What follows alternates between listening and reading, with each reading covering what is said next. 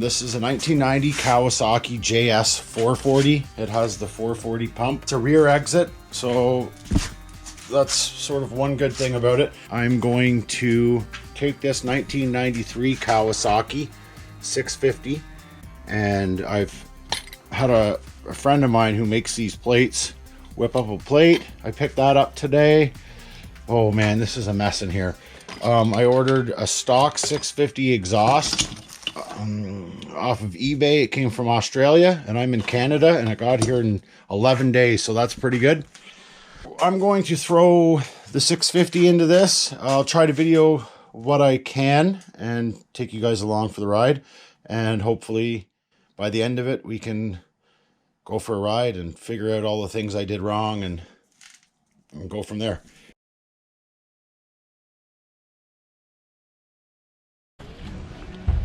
This stuff works mint.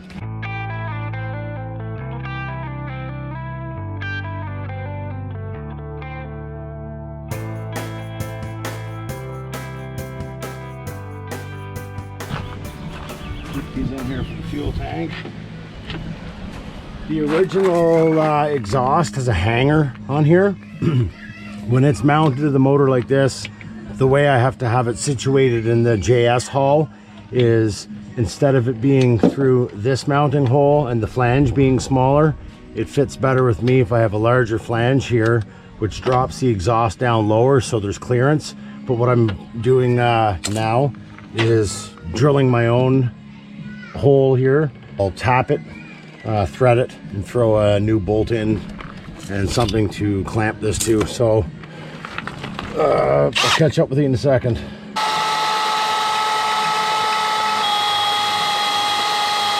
I don't want to go too far. So far, so good. Now I'll find a tap and we'll get some threads into that.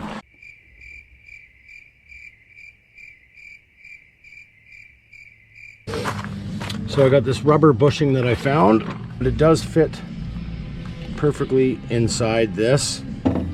That'll bolt on, hopefully. Crankcase block off.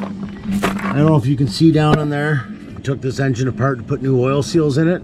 I threaded out these holes that go in and threaded those bolts in super snug with engine case sealant, and good to go. Anyways, what I'm going to do is take this floppy disc and I'm going to clean these mating surfaces here. I'll actually take this material down next.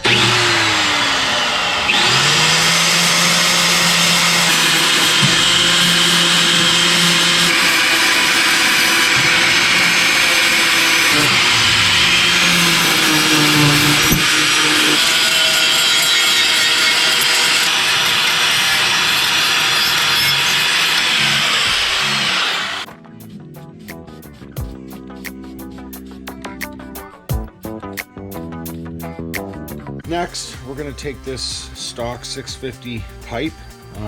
We're going to clean it up a little more and end up with something that looks a little more like this.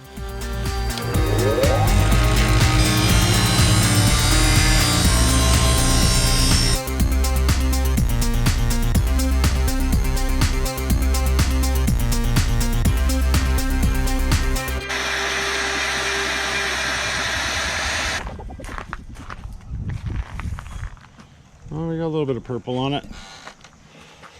Factory.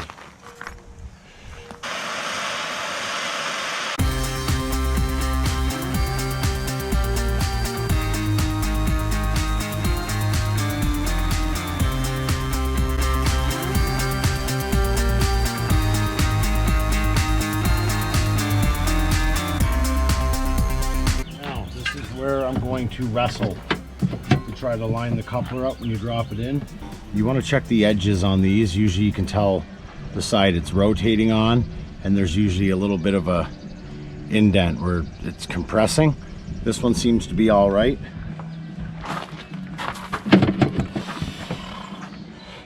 Get it the right way. You shouldn't set it on the side of your hull because it can crack. So don't do what I do.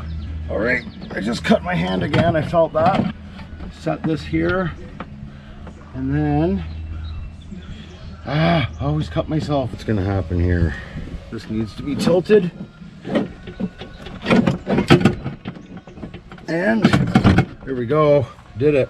We are in. I'm gonna line the couplers up again and then recheck the gap, the spacing, and hopefully me shaving off that little bit of these motor mounts, just cleaning them up, drop the back end of this motor enough for me, because I don't really want to get in and shim the pump at the rear of the ski, because it was set up nicely before. So I use this socket and I rest it on the couplers, and if you can get any teeter-tottering anywhere, it's not lined up. And then when I'm done, I use feeler gauges and check all the gaps all the way around the best I can to make sure that they're bang on. After checking it with your socket, you got no rock. I got no rock. And at the bottom, the motor needs to come up. I can't explain it, but probably the thickness of this little tiny shim. I'm going to shim the front side here and here, since everything else seems to be even, and we're going to bring the front of the motor up, hence bringing the couplers up a bit, and then we're going to check our gapping between these. All right. Okay, and then turn it sideways. The tank is in, motor's in.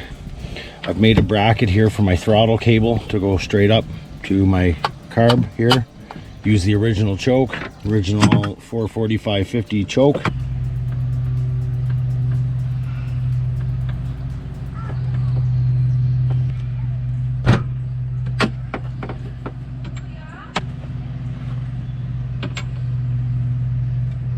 See, no, the motor's got to actually twist. I'll come back to you when I have it figured out. Okay, motor's in. I just did a quick test fire. It's fired right up and idled great and revved out great. No vibration. I got this bolt in that I drilled into the engine here to mount this exhaust so it's not floating. This tightened on. This worked out really well. I've got double clamps on here. Carburetor, everything's hooked up. I just need to get a decent battery in this thing.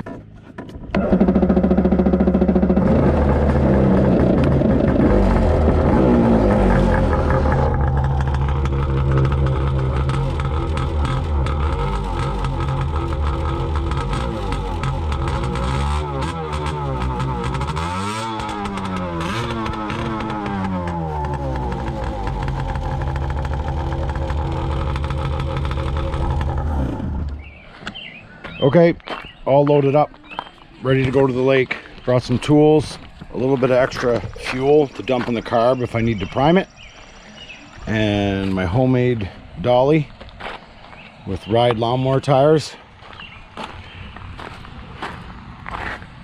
Good to go. Back to the house to get another battery.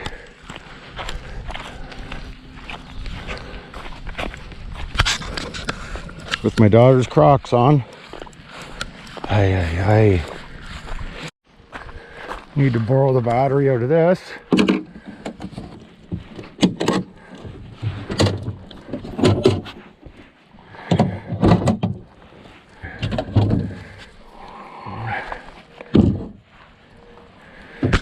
Okay, take two with a battery.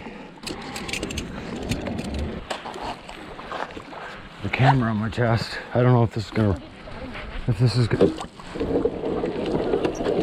no.